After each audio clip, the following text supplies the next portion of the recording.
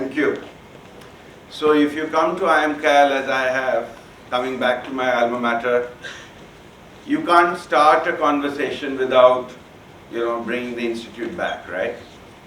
I'm the 36th batch of this, institute, and I remain a very proud alumnus. So when I was looking at this topic and I was thinking that, okay, if I have to think of revolutionizing mindsets, and I also need to think of what were some of the early learnings which IMC gave me, I really came down to two learnings which I wanted to share with you.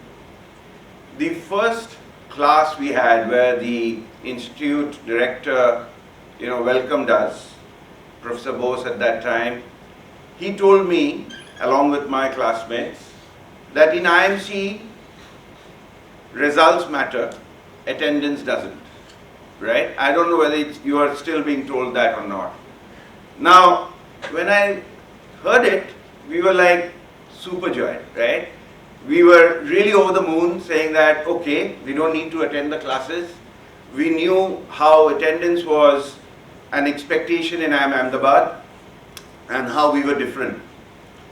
And we all went back that day thinking that, okay, results matter, commitment, discipline might not. When I think back after 20 years of passing out of IMC, I sometimes think about it and I wonder that, was that the way of looking at it? But you know what happens?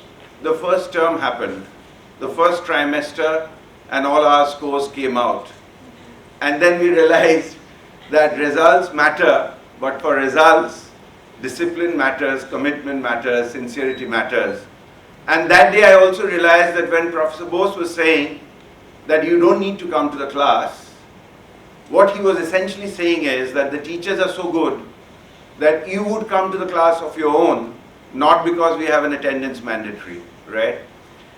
The second learning I had very early in my days in IIM Cal was that diversity matters and you have to accept and embrace diversity. The dreams of people are very different. Coming from an engineering college background, and I've come into IMC, before that, schooling and all, it was very similar. We were very similar. You get into an engineering class, all of us are studying electrical, electronics. It is very, very similar. You come out with, probably 4, 5, 6 different variants of your dreams. You come to IIM Cal, it's really a melting pot. And the melting pot teaches you that dreams are meant to be divergent. Dreams are meant to be understood and adopted. Now these two are very critical in my journey as a leader. As I have seen people, I have understood people, I have tried to, I wouldn't say revolutionize their mindset, but probably positively influence their mindset in some ways. And why do I say this? Because when you think of leaders across generations, across history, one of the things we would find is that even revolutionary leaders start with one basic thing, which is, I am questioning the status quo. I am questioning the status quo, and if I have to drive a revolutionary change, if I have to drive a change which matters in society, then I can't do it alone. I need people to believe in that cause. I need people to believe in that purpose, right?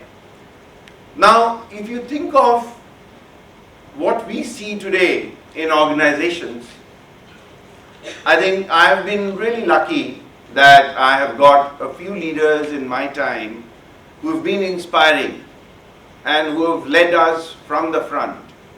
But one of the things I have always been inspired with is how much of they know about the people they lead.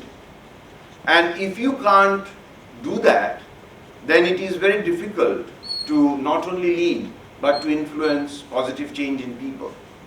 You have to understand, what are people doing at work? Why are they even working?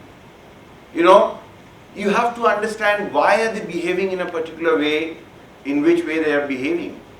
So if you think of it, it is not about why you come to work. It is about understanding the dream which makes you come to work. And everybody's dream is different. As I said, the dreams of people are different. You have to understand the dream. You have to understand the why. You have to understand the why of why somebody is driving for consensus. You have to understand the why of why somebody is micromanaging. You have to understand the why of why is this person not innovating? Why is this person trying to follow the beaten old trade? Now, if you understand the why, then you can really drive transformative change in people. You can drive change in behavior in people's mind. Now, if you think of trust, what is the most trusted environment you have ever been in? If I ask this question to 100 people, probably 90 of them would talk about their family. Okay?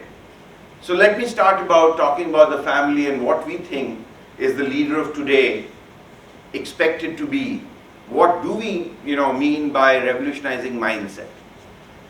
There are I'll give you two stories from my life. I grew up in a joint family in the eastern part of India. And when I look back at my family and I think of who is the person within that family who really drove the family into really accomplishing, flourishing, transforming it as the days went by, I think it was a person who was my grandmother, right? It wasn't the father and the uncles who were, really moving out, doing all of these things. It was this old lady, who was sitting really in one corner of the family, but who was the glue. Why do I talk about her today? Because when you think of a leader today, the leader is not only expected to do all the things around leading from the front, the leader is also expected to be a community builder. The leader is also expected to be somebody who can make the connections. If you can't make the connections in a large team, then you have a group of mercenaries, but you don't have a team. For you to have a team, you need to have those connects. Now, the other thing which family has taught me is, when we think of our professional life or even our academic life, we are almost tuned to looking at the destination, working towards the destination. I need to give my 10th, I need to give my 12th, I need to give my entrance exams for my undergraduates, wherever I want to do it.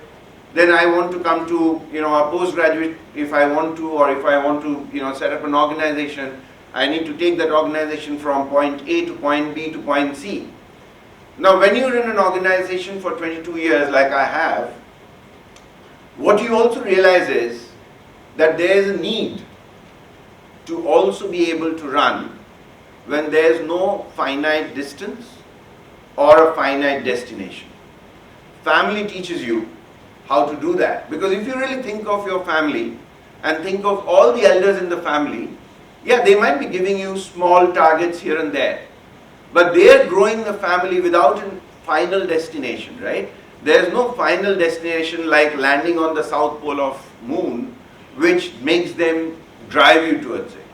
And running a distance, running a marathon, without understanding the destination or without knowing the distance is a very different game from running the Tata Steel Marathon, which is happening in Kolkata today, where you know that I have to run X kilometers, where you know that I have to do this. The other one, which is very important and a learning from my family, if you really want to revolutionize the mindset of people around you, is if you think of a forest, what do you think of? Mostly if you think of a forest, you think of the trees. If you think of a forest, you think of the animals in the forest. What normally we don't think of when we look at the trees is what happens beneath the soil. Beneath the soil in a forest, the roots are all interconnected. It is an ecosystem where these trees look to you as individual trees, but there are interconnections much below. Now these interconnections sometimes feed you, These interconnections sometimes can make you flourish. These interconnections can sometimes also be quite negative for you. Now, when you look at an organization, when you look at, even if you think of my batch of IMC and, where we are after 20 years, we realize that there are these interconnections. You work in an organization for 10 years, 15 years, you've built an organization where you've made so many employees, you have to understand the interconnection. If you can't understand the interconnection, it is very difficult to work towards building trust. Now, when you think of building trust, there are two other things which you also have to think. It's not just about the stories. One of the things is that how do you drive trust without showing your own vulnerability? One of the prime reasons of driving trust is to make yourself as vulnerable as you actually are known to your people. If they know how vulnerable you are, they will appreciate the honesty. They will understand that your vulnerability gives them the ability to trust you. The other thing which you have to think of when you're thinking of trust is, how do you link, trust with courage? How do you link trust with ambition? People have to know about your hunger. People have to know the common purpose. But they also have to understand that sometimes it is important for the leader. Doesn't matter whether he's trying to, revolutionize a change, to introspect. It is important for you to spend that time with yourself. It is important that you look at your team and you're able to tell them that I want to drive action with compassion. If you can't do that, you would lose trust. The other thing which you have to think of trust in today's world is what breaks trust. One of the key things which is happening, and Gen AI keeps me quite interested nowadays. Think of deep fakes, right? If you think of deep fakes erode trust. Now, right now, this deep fake is not, close to you. It is something which is happening, about somebody, and you're not really bothered. But what if deep fakes become a way of life? What does it do to the societal framework if deep fakes become so commonplace that I can't believe anything that I see? Because as we know, we learn a lot by seeing, by our visuals.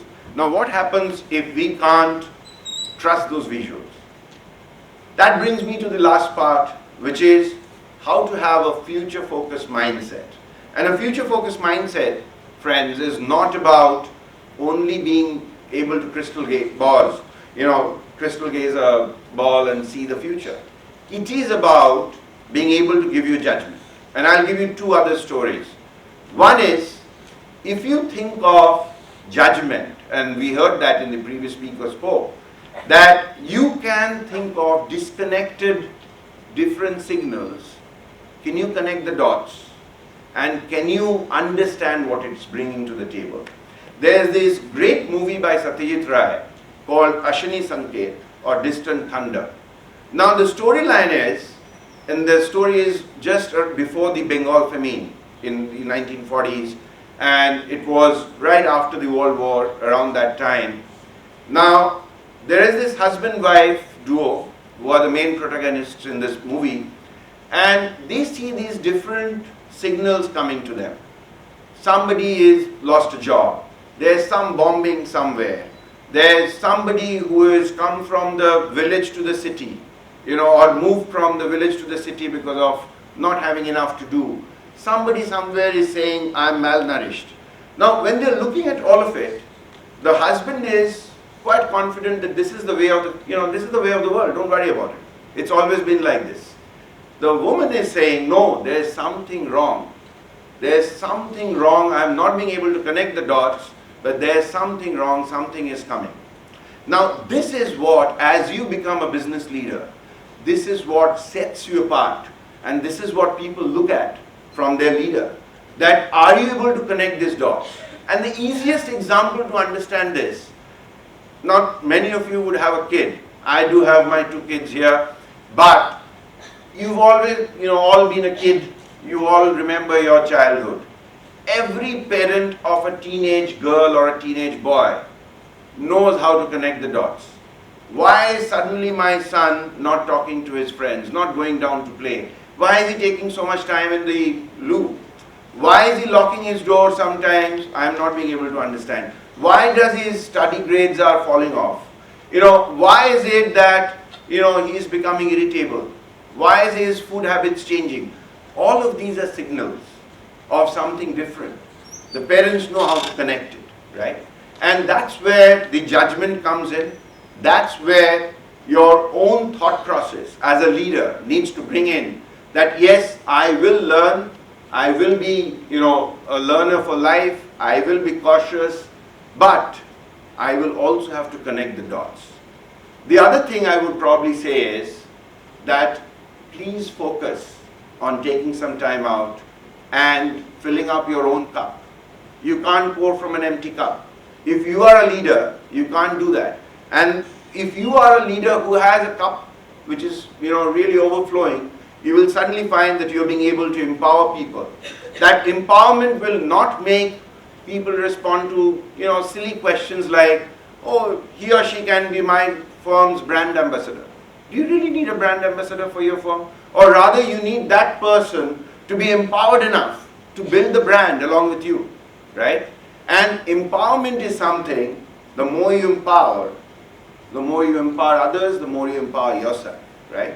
So that's what I wanted to end with, that revolutionizing mindsets is not just about, looking at the person and saying, follow me. It's about the alchemy of the mindset. It is about the trust, and it is about the judgment and the future focus. And finally, if you don't remember anything of the last 15 minutes, I would just say, keep smiling, because as somebody who was much younger to me has taught me that as a leader, if you can't do anything, have a smile on your face. Smile drives positivity. Smile signals a positive change. Smile signals a better future. And every revolution is always about a better future. So keep smiling, friends. Thank you.